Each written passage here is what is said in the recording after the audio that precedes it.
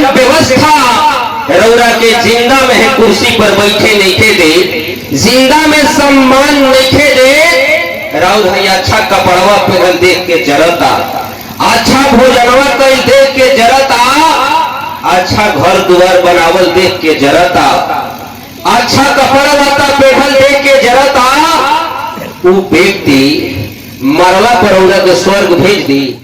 आज अगर वास्तव में कहीं स्वर्ग रही, वास्तव में अगर कहीं स्वर्ग रही तो बताई जे जिंदा में मलाई चाहता वो पहले जाए तिरौरा के भेजे। कुछ चंद चलाक लोग के दिमाग के पैदाइशी बा कि स्वर्ग के लालच दिखा के और नरक के भय दिखा के राउर खान ठग लिया।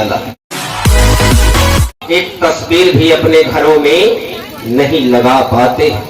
साथियों, वो चतुर लोग समझाने का काम करते हैं कि फोटो रखबन तो आ ही आई, ऐसे फोटो मत रखिया। लेकिन आपको मालूम नहीं, चतुर लोग इस माध्यम से आपका इतिहास मिटाने का काम करते हैं। लेकिन यह व्यवस्था परिनिर्मित माता चानो देवी को भूत पिचास चुड़ैल न बनाते हुए उन्हें देवी के रूप में, देवता के रूप में स्थापित किया है। आज तक हम लोग देवता भी नहीं पहचान पाए हैं कि देवता किसे कहते हैं। साथियों, अभी तक हम लोग देवता को पूजते आए हैं। आज असली देवता आपके सामने तस्वीर उनकी लगी है। देवता उसे कहते हैं कि जो कुछ देता है, देने वाला देवता होता है। लेकिन अभी तक हम लोग देवता को पूजते आए। ये हमारी माताएं बहनें यहाँ बैठी हैं, ये लोग सुबह से शाम तक उपवास रहती है, अपनी गाढ़ी कमाई के रुपया का पुआ पकवान ठेकुआ फल मूल इकट्ठा करती है और उस देवता के पास चले जाती है। उस देवता के पास जाकर ये हमारी माताएं बहनें पुआ पकवान कपड़ा लाता चढ़ाने के साथ साथ नगद रुपया भी चढ़ाती है। मैं मानता कि आप उस देवता को अगर 50 रुपया दी, अगर वो 51 कर देता, 50.5 कर देता, 55 कर देता, 60 कर देता, तब न हम मानते कि वो कुछ देले हैं, तब न माना जाए कि वहां के कुछ देनी है। लेकिन जवन रौरा लगे रहल है, बुआ पकवान कपड़ा लाता और रौरा लगे नगद 50 गो रुपया, इहो ले ले हाँ, तो लेवता भैले कि देवता भैले? का भैले चाची? लेवता भैले। तो आज ले हमने के केकरा के पूजले बानी जा? वो लेवता के पूजले बानी जा। लेकिन असली देवता रौरा सामने बानी, जे आज ले रौरा से कुछ ले ले नहीं खे, खाली देले बा।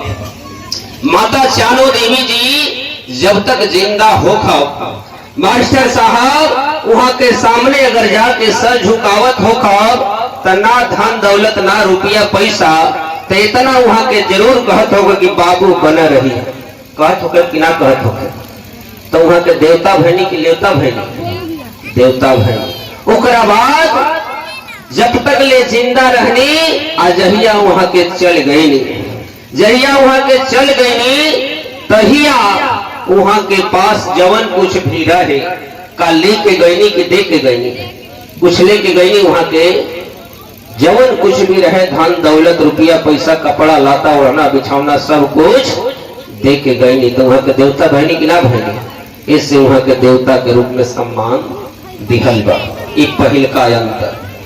दूसर का अंतर का देखे के मिली कि वो व्यवस्थावा में रौरा की है, वो व्यवस्थावा में जब वो लोग संस्कार करावे आवेला, वही में है माई बहन लोग के कौनो काम ना होला।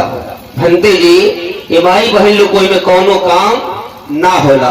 ये लोग को एक स्पेशल ड्यूटी खातिर राती में रखल जाला का कि जब सब विधि हो जाई, जब सब लोग खा नहा धोआ ली अस्थिर हो जाई, तो ये लोग राते का 5 बार धोवे रोवे खातिर ये लोग के रखल जाला का। तो लोग कही कि ओकरा रोवनी हो, रहल है।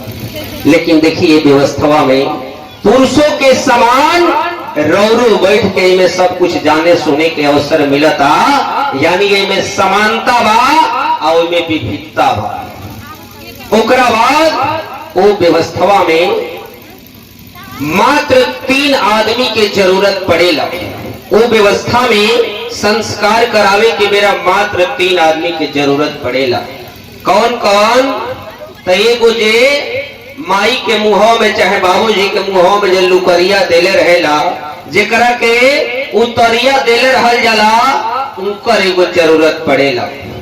दूसर का जे पैसा गिने वाला होई ओकर जरूरत पड़ी।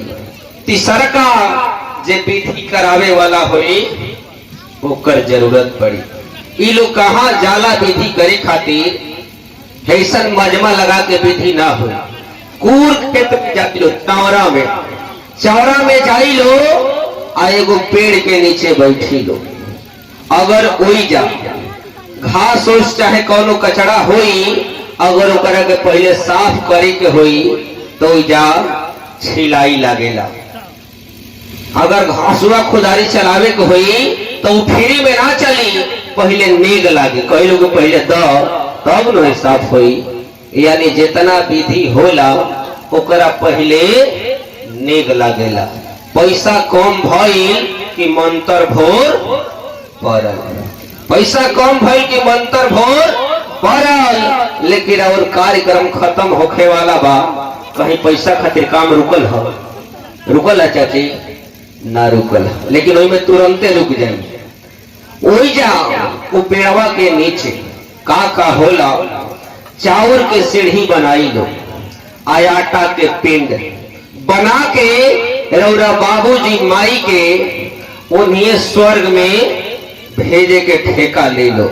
का अगर हेतना रुपया देब, हाई हाई दान करब, तो तहरा माई के स्वर्ग में भेज दियाई, न तो इन्हें उकरा के छोड़ दियाई।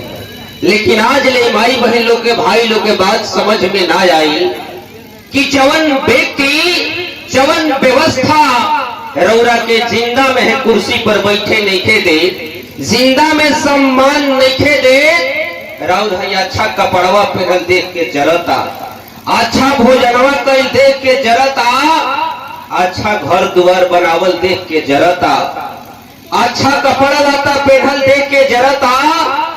वो व्यक्ति मरला पर औरा के स्वर्ग भेज दी चाची?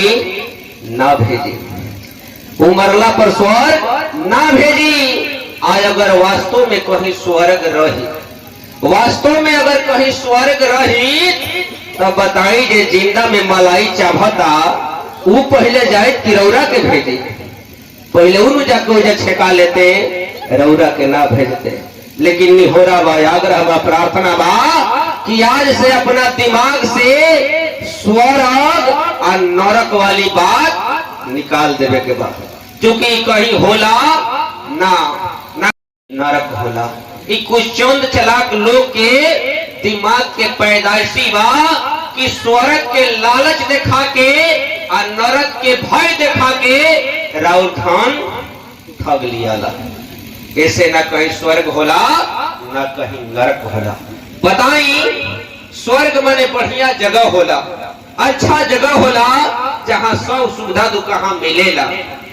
तब बताई कैसन स्वर्ग बा कि जीते जी केहू जाला ना, जिंदा में केहू स्वर्ग जाला ना जाला, आ मर जाला जे लौट के आके बतावेला ना कि उस स्वर्ग में कौन कौन फैसिलिटी बा, कौन कौन सुविधा बा, धरती से ऊपर कितना दूरी बा, उस जगह जाए के कितना किराया बा, केहू बतावेला।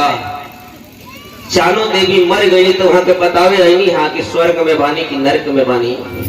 इससे नहीं हो रहा बा, ना कहीं स्वर्ग होला